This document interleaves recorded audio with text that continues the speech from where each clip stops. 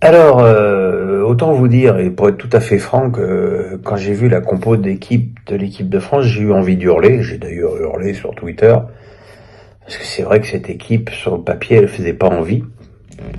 À la différence près, et ça c'est un petit peu ma faute de pas l'avoir remarqué, c'est que on s'était retrouvé avec la défense type des Bleus à l'Euro, avec juste Lucas Digne à la place d'Hernandez. Mais sinon, il y avait Koundé, Upamecano, Saliba et Maignan derrière eux. Et que, ben voilà, c'est quelque chose de fondamental parce qu'on voit dans ce match que c'est avant tout la défense des Bleus qui a dominé le match et qui a fini par écœurer cette équipe belge. Le milieu de terrain aussi semblait peu complémentaire et peu attractif vers l'avant, sauf que Koné s'est très très bien projeté. Guendouzi aussi a fait de son mieux sur le plan offensif.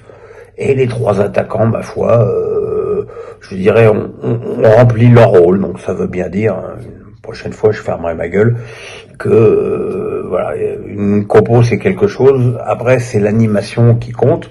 Et l'animation des Bleus, après 20 minutes quand même très difficile, où les Belges dominaient avec facilité le match, sans d'ailleurs se créer vraiment d'occasions dangereuses, bah, les Bleus ont réussi finalement à desserrer l'étreinte avec au départ des occasions de Guendouzi, et puis derrière, il y a cette frappe ratée de Dembélé que le gardien belge repousse et Kolo Muani ouvre le score.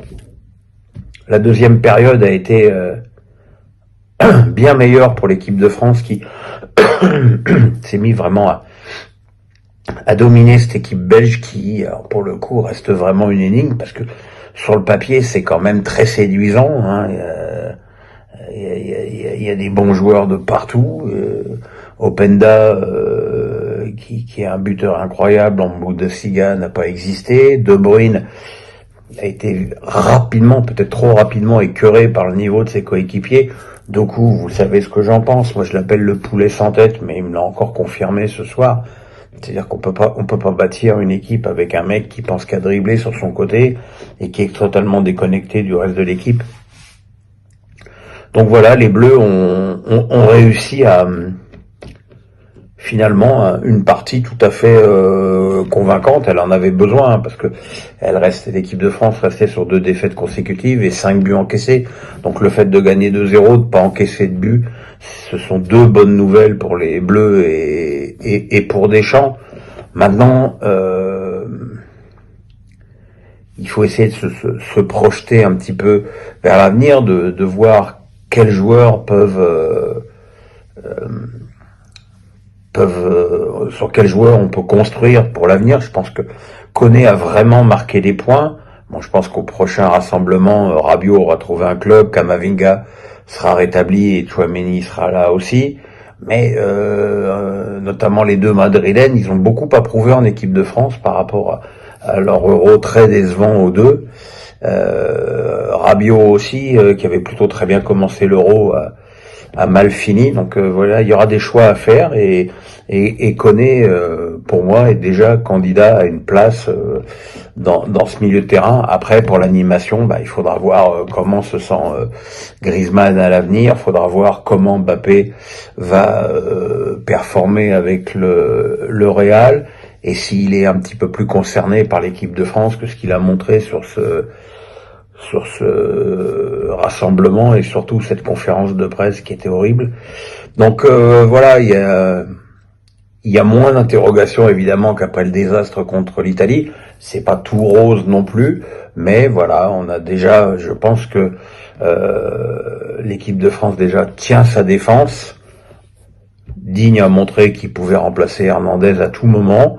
Et c'est plutôt une bonne nouvelle. Et puis bon, Upamecano, Saliba, c'est quelque chose qui fonctionne maintenant parfaitement. Koundé, ce sera jamais Cafou, mais c'est Koundé. Et défensivement, il est impeccable. Et offensivement, c'est de mieux en mieux.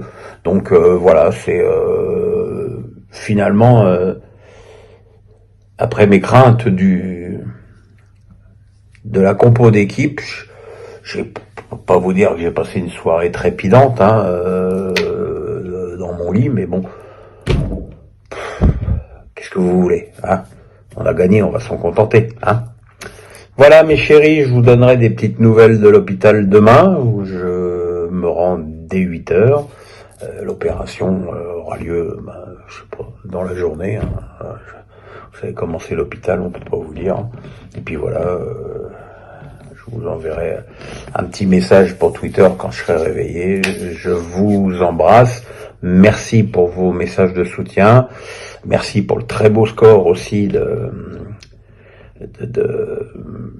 France-Italie, puisqu'on a fait 105 000 vues sur les 2 posts. C'est magnifique.